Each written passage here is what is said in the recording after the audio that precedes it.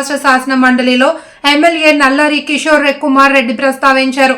నియోజకవర్గంలో 82,000 ఎకరాలకు సాగు మరియు త్రాగునీరు ఇవ్వాలి అని కోరారు.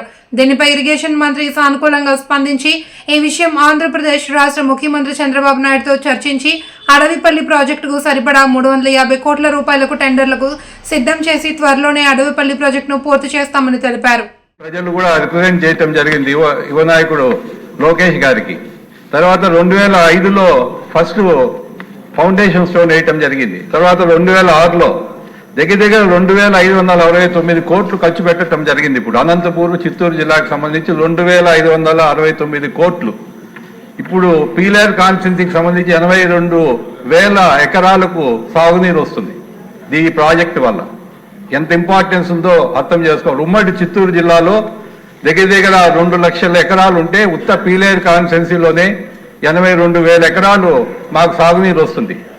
మా రిక్వెస్ట్ ఏమంటే ముఖ్యమంత్రి గారు, అప్పటి ముఖ్యమంత్రి గారు చంద్రబాబు నాయుడు గారు 2014-19లో అప్పుడు అడవిపల్లి ప్రాజెక్టు విజిట్ చేయటం జరిగింది.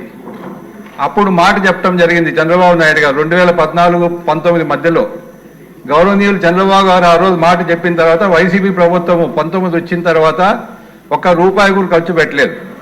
దానివల్ల ఈరోజు ఆ ప్రాజెక్ట్ ఇంత డబ్బు ఖర్చు పెట్టి 2,569 కోట్లు ఖర్చు పెట్టి ఉపయోగం లేకుండా ఉంది. అధ్యక్షులు గారు గమనించాలా, ఖచ్చితంగా మినిస్టర్ గారు లోకేష్ గారు ఎవరైతే ఉన్నారో అతను ఇంట్రెస్ట్ తీసుకొని మినిస్టర్ గారు, ముఖ్యమంత్రి గారు చంద్రబాబు నాయుడు గారు ఈ ప్రాజెక్టు కంప్లీట్ చేస్తే సాగునీరు 82,000 ఎకరాలు ఒక కాన్స్టిట్యున్సీ చిన్న విషయం కాదు.